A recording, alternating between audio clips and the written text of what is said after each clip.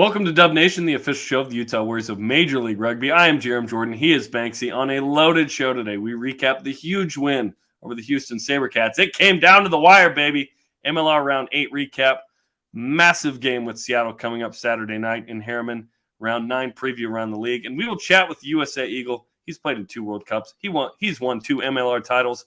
Oli Kilifi, the former Seawolf turned Warrior, will join us on the program. But first, the Houston recap. It's 3-0 after a Joel Hodgson penalty goal in the 6th. Danny Barrett scores to make it 7-3 Houston with the try in the 11th. And then in the 22nd, we saw one of the tries of the year. It feels like we're saying this every week right now, Banksy, as Connor McLeod ultimately dots it down on a great team try to make it 10-7. You know, it was a great counter-attacking try here. This ball moved from sideline to sideline, finding a bit of space. Caleb Mockney marshaling the boys around the field, calling for the ball, and then that last inside pass is what set Connor free. Beautifully done. Connor's try between the posts, an automatic 7. Davey Kutsa made a penalty goal for Houston, tied at 10. Then Utah scored 20 straight. In the 27th minute, the cap, Bailey Wilson given a yellow, but no worries. Caleb Mockney and the boys score a shorthanded try in the 38th to go up 17-10. And it started again with Connor with the big pick over the ruck, and then Mockney with a great inside line immediately saw what McLeod was doing, and the finish with the pressure. There's Mockney on that inside line, and then the pressure here at the end to be able to finish and make the one move right there to dot the ball down. Then in the 45th, another penalty goal, 20-10. 55th minute, Houston's Vinan Grassman got a yellow card. 1 minute later, Cliven Lobser scored between the posts for 7. It's 27-10 at this point. And this is great work from Lobser. He always comes in and brings an extra turn of pace off the scrum. There's space there, and the ball skips right there to the outside, and he just takes one quick step, and that was too much for the Houston defense. Nearly knocked it onto the try zone, kind of re-caught it, dotted it down. Ultimately, it counts. 63rd minute, another penalty goal by Hodgson. He's been so good with that right boot. 30-10. Game's over, right? Not so fast, my friend, as Lee Corso would say. 65th minute, Houston scores a try, but it came back on obstruction. 74th minute, Sai Uhila gets a yellow card. It's a nervous final 6 minutes and change. 76th minute, Axel Zapata scores for Houston, 30-17. Then 2 minutes later, Nick Boyer scores a try, 30-24. Oh boy, a little nervous. Then Houston has the ball inside the 5-meter line, down 6. So a try cuts it to 1. A conversion would win it, right? But the Warriors play great defense and ride the SaberCats into touch for the win. And Houston had to take that ball on the tap. They couldn't have kicked it out and played the ball for the line out. There wasn't enough time on the clock. The referee would have blown full time with Mike Lash on the whistle. So they had to play that tap. And then the shift when they went short side of the field, it was really good, easy for the Warriors defensive line all to shift in that direction. And then Zion Going actually spotted the ball carrier and was the big push to the outside to get him into touch. Perhaps a game-saving tackle. Amazing defense at the end. Utah was up 20. Nearly blew it, but they held on, which was awesome. And Utah wins against Houston. Big win there. 3rd team in the West. We look at the final stats. 3 tries apiece. Conversions 1 for 1 for Utah because they had 2 between the posts. Penalty goals. Joel Hodgson is scoring consistently right now, 3 for 3. Look at the number of tackle difference there, 216-90. And Utah ultimately wins it. Couple of game notes in this one. 3-game win streak now. Toronto, New England, now Houston. 2nd time in team history, a 3-game win streak. Got to go back to 21. Utah leads the series 5-4. Back-to-back weeks of beating playoff teams. East number 1, New England. Houston number 3. Teams in playoff position, that is. Utah won this without Joe Mano, number 1 try scorer in the league. Paula Sike, Jamie Lane, Henry Bell out as well. And 30 points is the most points scored allowed by a Houston opponent this season. Not bad. Oh, by the way, Thomas Tuivau, a team record, 29 tackles, and Tuveti Vungakote returned after a 3-game red card suspension. This was an awesome win. It was a real team win. It took all 23 guys on the roster. Full credit to Tommy Tuivau, who's been so great with his defense and really kind of leading the charge with that staunch and really kind of stingy defense that the Utah Warriors have been playing. To hold Houston under 30 points was a massive pull, and we knew that was going to be key for them to get the win, and that charge was led by the big number 8, Tommy Tuivau. He was the number 8 in MLR in the first 15, and Connor McLeod was the scrum half of the week. Congratulations to those two for that honor. So round 8 looked like this. In addition to Utah beating Houston 30-24, San Diego takes down Seattle. First loss for Seattle all year. San Diego overtakes Seattle for the most points in MLR and number 1 in the West. Rugby ATL beats Old Glory DC by 8. New York survives against Toronto 29-27. And New England still number 1 in the East with a 31-19 win over Chicago. Anything surprise you in round 8? I don't think there's anything surprising. Toronto made the adjustment. You knew they were going to right the ship. I'm really not shocked at all that San Diego was able to go into Seattle and hang a loss on the Seawolves. I don't think we'll see a perfect season in Major League Rugby for a very long time because the competition and the players and the quality keeps rising and rising. All right, let's check out the standings in the Western Conference. San Diego with 30 points to lead MLR. Seattle 27, Houston 26. Those are your playoff spots. Utah knocking on the door with 3 straight wins with 22 points. Dallas and Chicago, a couple of games behind there. In the East, New England, 25 points. They've only lost twice. One of those is to Utah. New York, the defending champs with 20. NOLA Gold and Rugby ATL right now tied at 16 apiece. DC right behind them, and then Toronto. A big chance right now to see your Utah Warriors in action. Can they continue their winning ways? The Seattle Seawolves visit Zions Bank Stadium. Get your family 4-packs. A minimum of 4 tickets will get you an incredible family night deal. So be in the stands, wear the red and black for the best home field advantage in Major League Rugby. Get your tickets and your family night deal with that minimum 4-ticket purchase at warriorsrugby.com. That's warriorsrugby.com. And it's a massive game. Like every game would be fun to go to regardless of the records and the points and the stories. But this game is as big of a regular season game as you can get at this point in April because Seattle comes in previously undefeated. They just lost last week. Ticked off, little rivalry with the Seattle Seawolves against Utah Saturday night, 7:30 Mountain Time on KMYU. Stream it on KSLSports.com and the Rugby Network.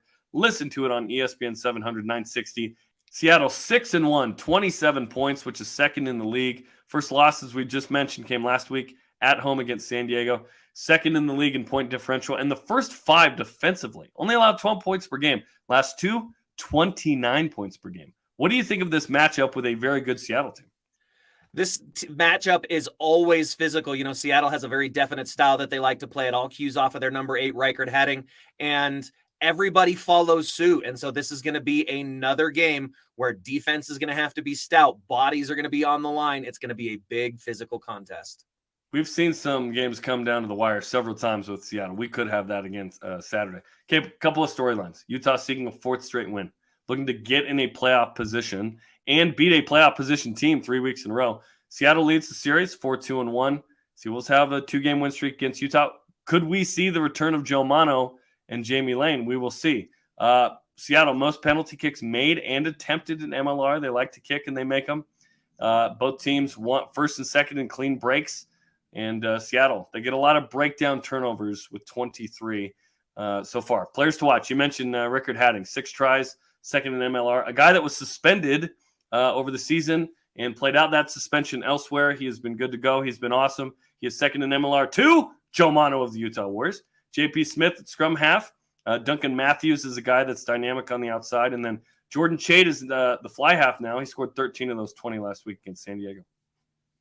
A lot of playmakers all over the field for this team, and they always seem to have playmakers no matter who's in the lineup. So for the Utah Warriors and their next man up attitude, you're going to have to get a full 80-minute performance to defeat these Seattle Seawolves. All right, now to round 9 as we preview the other matches around the league. Toronto hosting New England, Houston hosting Dallas, NOLA Gold and Rugby ATL, big one in the East there. Old Glory DC hosting the defending champs, New York, and San Diego hosting Chicago. I think the big in-conference matchups there are the ones that excite me. Of course, Utah and Seattle has playoff implications, but that NOLA Gold Rugby ATL game, 2 teams kind of fighting a little up and down form with their squads. So that matchup really excites me. They're at the Gold Mine in New Orleans. That's going to be a tough one for both of those guys. If you want to catch the best action for your kiddos to get engaged with the sport that we all know and love with the game of rugby, sign your kids up for Junior Warriors Rugby Clinics before every home game. Get 2 tickets to the game, get a t-shirt, and of course your kids get to learn from our very own Ashley Burge, as well as Utah Warriors coaches and players. You can sign up your kids right now at junior.warriorsrugby.com. junior.warriorsrugby.com. You can also check out the league registration that's opening up in Salt Lake County very soon, and a whole lot more. Check out the Junior Warriors program now at junior.warriorsrugby.com. And now a big welcome to the big man himself, the loose head prop, Oli Kilifi, joins us on Dub Nation. Let's talk about the preview with this matchup with Seattle. First off, Oli, thanks for being here with us, cuz. Appreciate you. Hey, no, I appreciate it, man. Thank you for having me on. I always have a good time coming on here. So let's look backwards before we look forwards. A full pull from the boys that literally came down to the last second in Houston. How was that tense passage of play at the end of the match there? Yeah, it was a lot closer than we wanted. Like we learned a lot about ourselves as a team there towards the end. But the fact that we were able to come away with the win still speaks a lot about the character of our players. Just our group, how we won't, we're just fight to the end. So credit to the boys that were there fighting to the end. I mean, we made it tougher there than it should have been, but hey, we got the win, so that's the most important thing. So.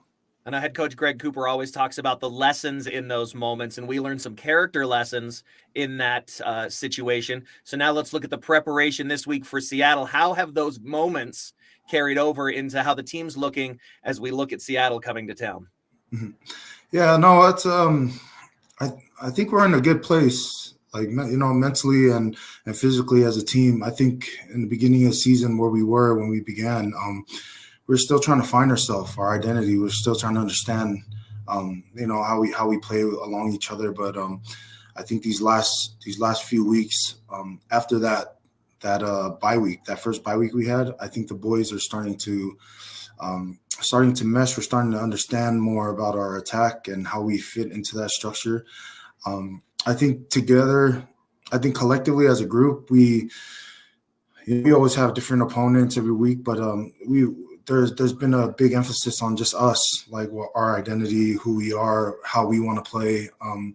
And yeah, I mean, we study other teams. We try to see what they bring to the table. But I think at the end of the day, Coops and Davies and as well as Robbie, they're really pushing more towards a Utah built identity, who we are, the understanding that we can do hard things and that we can live in uncomfortable situations. So like, I think as a team, we're starting to buy in and we're starting to really have a big belief that we can actually compete this year and really push for something great for this club and for our community. So I just think as a group, we're in a good place. So a familiar foe now. I know this match always means something a little extra to you, with some classic moments from Big Oli Kilifi in the past. Of course, the away game in Seattle in the rain that was massive. What do you think you can look forward to from this matchup with these boys coming to town this week? Yeah, like credit to Seattle. They've been playing well all year. Last week, they were the only undefeated team until that game last week. And so there's still a big respect for Seattle. It's a big rivalry game for us as well. San Diego and Seattle are kind of a big deal when we have those weeks. So we're not looking past them lightly. We understand, they lost to a very good San Diego team, but we also know that Seattle that doesn't take away from like their ability to still be a top contending team in the West and overall the MLR. So we're through our preparation throughout the week, we're showing them the respect that they deserve, which their record speaks for it. But on kickoff, that's out of the window. Like we're just gonna show up how we show up, and hopefully our preparation brings us through with a victory. So talking about, when we show up, I love the versatility that this Utah Warriors squad this year has all the way across the front row, whether it's, Gus and Paul on the tight head side, whether it's Tu or Joey or Chatty in the middle at hook, and then with you and Franco and Ems on the outside. How is the chemistry between those like 8 or 9 of you guys that play in that front row position helped lead the charge? Because that's really the engine room for everything that this Utah Warriors team does starts with that tight 5, both from the scrum and from the line out. Yeah, no, I think we're a pretty close group, to be honest. The tight 5, we stay pretty tight. I just want to give big credit to, our younger props, like Emerson and even Kaji. Kaji stepped up in the game where we needed him the most, and Kaji, we have a lot of front rowers across the board that can compete. That's not even a question. Kaji had some big scrums against New England and a couple of big ones against Houston late. Yeah, exactly. And so Kaji's we have a good future coming up, with the front row and Type 5. We're a close group, and we always say a term to each other that we're probably going to be the hardest competition that we're going to go against each other. We always say that to each other. Maybe that's true, maybe it's not, but you can really see it build the confidence just across the board with everybody. I have harder scrum sessions at training against a Paul Mullen and Thu. Going against those two in training, that will prepare any prop for any game on Saturday, to be honest. So we have good competition across the board. Our scrum sessions and our maul sessions are pretty intense. So I feel like we beat each other up pretty well. So it prepares us good for Saturday. So those second row combinations too, having Hunga in there, I think with Yuri was a great physical shift. Getting Tree back will be great, and all the different guys that can play behind them, even because we got a lot of young guys that are waiting in the wings there as well. So as we look ahead, man, all the best, Oli. Hope we see some more fireworks in this match, and that the boys come away with the win, man. Yeah, no, thank you again. Yeah, we're excited, and hopefully we can, deliver this Saturday. So, yeah. Oli Kilifi, loose head prop for your Utah Warriors. Always appreciate your time, cuz. Thank you so much. All right, thank you so much. We'll see you guys. Always great to have Oli on the show.